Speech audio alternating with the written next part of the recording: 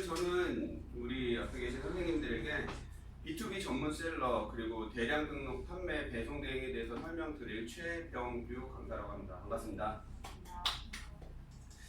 그 앞에 있는 단어 중에서 모르는 단어 혹시 있으시나요? 모르는 단어.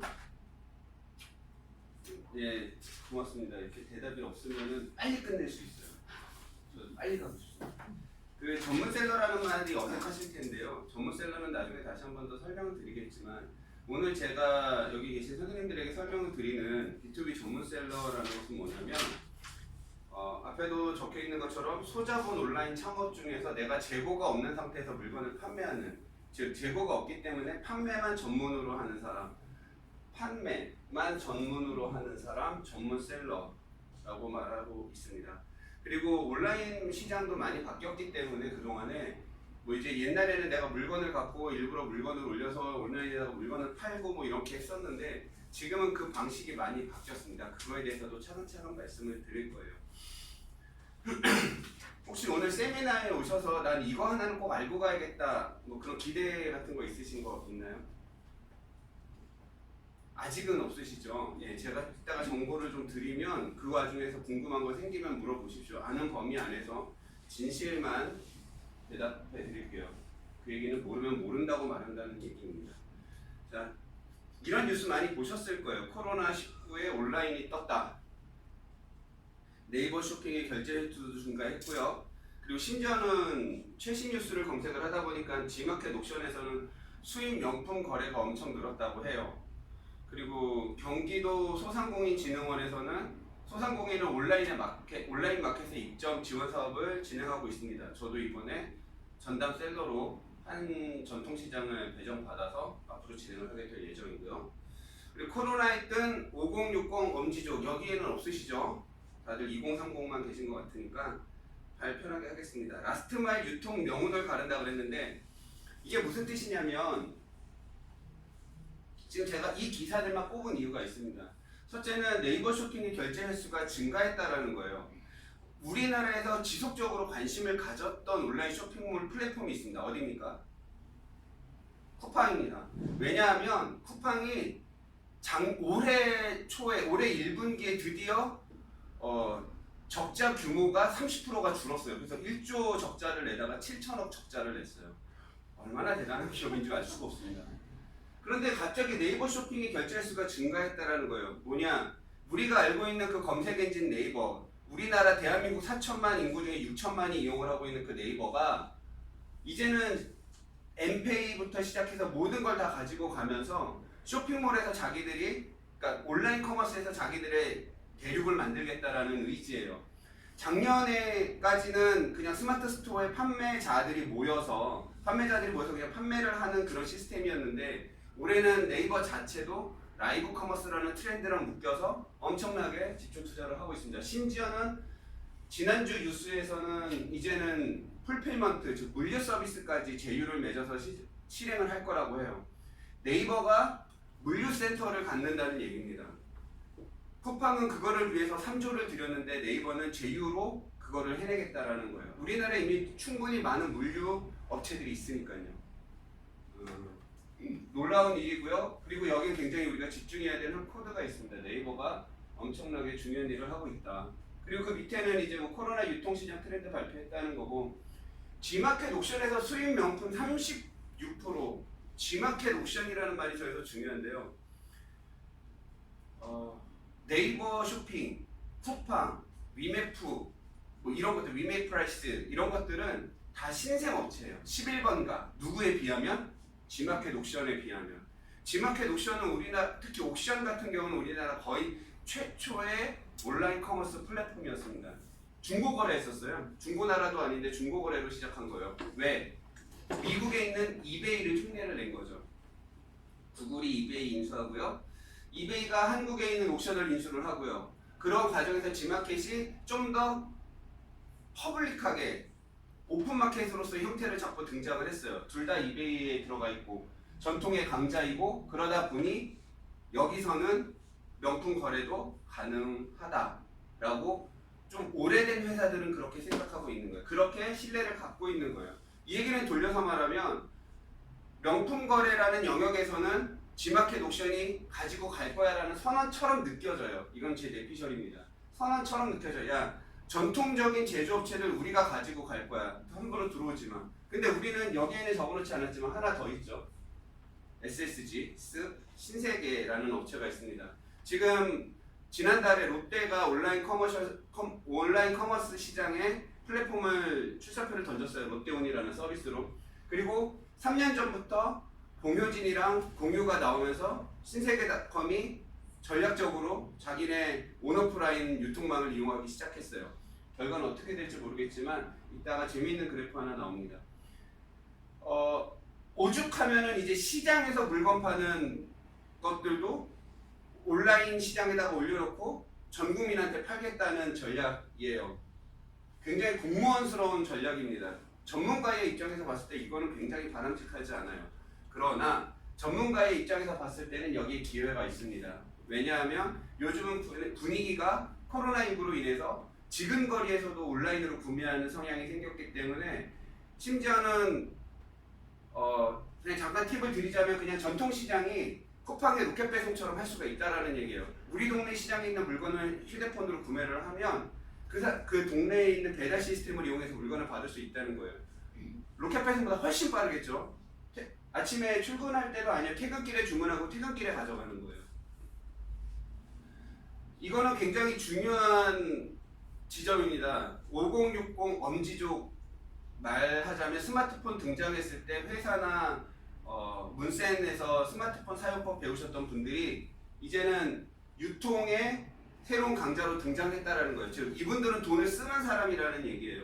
원래 온라인 시장은 3040 중심으로 성장을 해왔습니다. 근데 그게 이제 20년이 거의 다 돼가다 보니까 이제 그 3040이 5060이 된 거예요. 그래서 그분들이 라스트 마일, 마지막에 물건을 받는 지점에서 그들이 이제는 자기 손에까지 물건이 들어오잖아요. 그러니까 이분들은 그냥 집에 앉아서 자기들이 쇼핑을 하러 다니지 않아도 그 불편함을 겪지 않아도 물건을 살 수 있다는 뜻이에요. 이거 기사 제가 한 4-5개 정리를 했는데 이 기사를 보면 어떤 느낌이 드시나요? 저는 이거를 보고 나서 느낀 게 이제는 내가 무언가를 할 거라면 온라인에서 해야겠다라는 생각이 들었어요. 특히 제가 뒤에서도 말씀드리겠지만 나에게 판매할 수 있는 물건만 있다면 나는 무조건 온라인에서 물건을 팔아야겠다는 생각을 했어요. 사람이 너무 많아요. 네이버 같은 경우는 아까도 농담처럼 말씀드렸지만 대한민국 5천만 인구 중에서 7천만이 사용하고 있어요. 이게 무슨 경우란 말이죠. 핸드폰을 2개 있으면 자기 2개 아이들을 전부 다 네이버에다 등록을 하는 거예요. 핸드폰 번호만 있으면 자기가 원하는 플랫폼에 얼마든지 등록을 할 수가 있어요.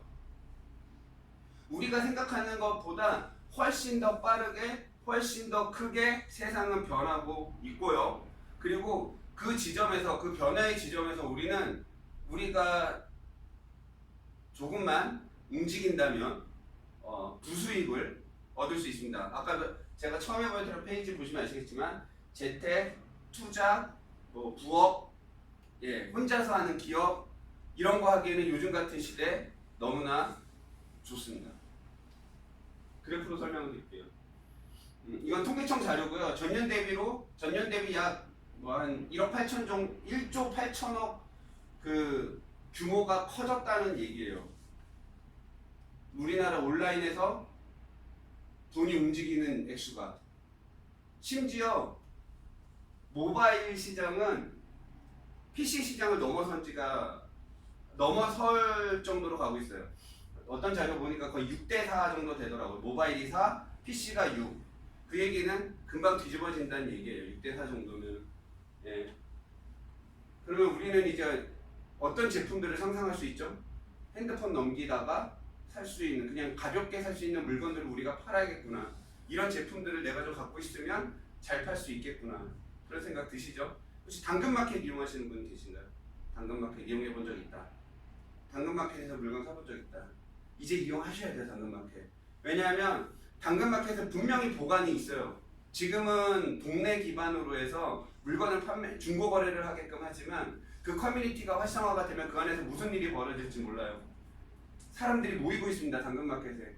심지어 저는 얼마 전에 어떤 일을 했냐면 알리익스프레스가 6월 달에 반값 할인 행사를 했어요. 알리익스프레스 아시나요? 알리바바 아시나요? 알리바바 아시죠? 마윈이라는 사람 아시죠? 중국에서 알리바바는 위치가 어느 정도 될까요? 우리나라의 쿠팡 정도 된다고 보시면 됩니다. 미국의 아마존 정도 생각하시면 돼요. 거기는 원래 도매 사이트에서 물건을 갖고 있는 사람들, 공장들이 물건을 등록을 해서 사람들이 막 물건을 주문하고, 그러니까 판매자들이 물건을 거기서 사가지고서는 자기네 나라에서 물건을 파게끔 하는 그런 플랫폼이에요.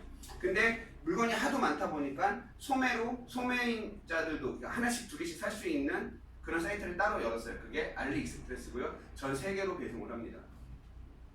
그 플랫폼이 지난달에 반값 할인해서 왜 했는지 모르겠지만 대충 예상은 되죠. 그날 중국도 굉장히 충격 먹었잖아요. 아마 자기네 나라 회사 살리고 싶었을 거예요. 반값 할인해서 했습니다. 그래서 이렇게 고르다가 이 제품이 눈에 딱 들어왔어요. 너무 사고 싶었던 건데 우리나라에서 한 4, 5만 원에 팔려요. 이 제품이. 근데 지금 드랙 하다 보니까 이 제품이 얼마에 왔냐면 반값 할인해서 9.8불에 올라와 있었습니다. 아싸 9.8불 하나 띡. 잠깐만. 얼마 전에 내가 당근마켓이라는 데 가입을 했는데 두 개 더 띡띡 왔습니다. 중국에서 우리나라로 들어올 때 최소 3주, 최장 6, 7주까지 기다려봤어요. 그거 아세요? 중국에서 물건을 산 다음에 6, 7주 정도 지나서 나한테 딱 택배가 와. 이거 이제 우체국에서 연락이 와요. 거기는 EMS 이용하거든요. 우체국에서 연락이 와요. 뭐가 왔대요 중국에서. 뭔지 기억도 안 나. 내가 뭘 샀는지 기억도 안 나는데 딱 열어보면 이거 나한테 필요한 거야. 선물 받은 기분이에요. 네, 중국에서 물건 사세요. 그럼 이제 그런 기분 느낄 수 있습니다. 이거를 제가 이제 샀죠. 3주 만에 왔어요. 그리고 나서 이제 사진을 몇 개 띡띡띡띡 찍었습니다. 그리고 저희 동네에 이제 그 당근마켓에 그냥 올렸어요. 그러면 우리 동네 사람들이 이렇게 봐요. 올린 지 6시간 만에 입질이 딱 오더라고요. 너무 비싼 거 같아. 너무 비싸긴 온라인에서 검색하면은 이거 4, 5만 원짜리인데 알았다고 싫으면 말라고 이렇게 그냥 그런 마음으로 대답을 네라고 했어요. 그런 마음으로. 그 다음에 다른 분이 이제 구매를 하셨는데 이틀 만에 두 개 다 팔았습니다. 예, 판매 가격은 29,800원이었어요. 예, 9.8불에 샀으니까 우리나라 돈으로 11,000원인데, 예, 11,000원에 사가지고 9.8불에 샀어요. 이거는 시스템으로 말하면 요즘 유행하는 말로 하면 구매 대행이에요. 그러니까 외국 제품 사와가지고, 그러니까 외국 제품을 살 수 있게 중간 거래하는 거죠. 예, 저 같은 경우는 어떻게 말하면 방금 전에 제가 한 건 수입이에요. 수입 판매, 물건을 내가 재고를 갖고 있는 상태에서 넘겼기 때문에 어떤 건지 차이점이 느껴지시죠? 재고 없이 내가 그냥 물건만 해주는 건 서비스업이에요. 이건 판매업이 아니에요. 내가 물건을 갖고 주는 거는 유통업, 이건 판매업이 되는 겁니다. 이런 식인 거예요. 이 모바일 얘기를 하다 보니까 그 당근마켓 얘기를 했는데 모바일 시장이 이렇게 커지고 있어요. 그리고 통계청 자료를 보면은 이런 식으로 지금 온라인 쇼핑 거래가 증가를 하고 있답니다. 증가를 계속하고 있대요. 음식 서비스가 왜 증가하고 있을까요? 배달의 민족, 우리나라 거 아니죠 이제. 배달의 민족 우리나라 회사 아닙니다. 그래도 이용하셔야 돼요. 거기만한 데가 없으니까. 그 다음에 농축산 수산물, 이거는 누가 하고 있겠죠? 예, 마켓컬리가 하고 있죠. 농축산 수산물을. 신선식품은 다 마켓컬리라고 보시면 돼요. 요즘 어디가 들어갔죠? 쿠팡이 들어갔습니다. 쿠팡이 들어갔습니다. 그 신선식품이 거의 음식이구나. 배달 음식이구나. 혹시 마켓컬리 말고 다른 것도 그쵸. 스타콤도 그거 하고 있죠. 네, 맞습니다. 이 쿠폰 서비스도 잘하고 있대요. 전 이거 잘 모르겠어요. 도대체 무슨 쿠폰이 잘하고 있을까? 생각해보니까 이거 그런 거 있을 것 같아요. 카카오톡 있잖아요. 카카오톡 선물하기. 걔네들도 어떻게 보면 쿠폰이죠. 왜냐면 내가 상품권을 주는 거지 물건이 지금 당장 배달되는 게 아니잖아요. 물론 선물하게 할 때는 물건을 바로 배송하는 것도 있지만 그 다음에 음식료 대부분 먹는 거네요. 이거 이 쿠폰 대부분 저거잖아요. 생일날 케이크 주는 거잖아요. 커피 쿠폰 주는 거. 다 먹는 거네요. 고를 때는 몰랐는데 고르고 나니 바람직하지 않군요. 왜냐하면 제가 앞으로 설명하게 되는 배송 대행에는 음식물은 포함되지 않습니다. 왜냐하면 음식물을 온라인에서 판매를 하려고 하면 제약이 너무나 많아요. 그래서 내가 확실하게 음식 판매 혹은 의약품 판매에 대한 아니면 화장품 판매에 대한 권한을 갖고 유통 구조를 확립한 상태에서 판매를 하셔야 돼요. 그거는 나중에 저희 수업을 들으면 말씀을 드릴게요. 이게 제가 말씀드렸던 되게 재미있는 그래프.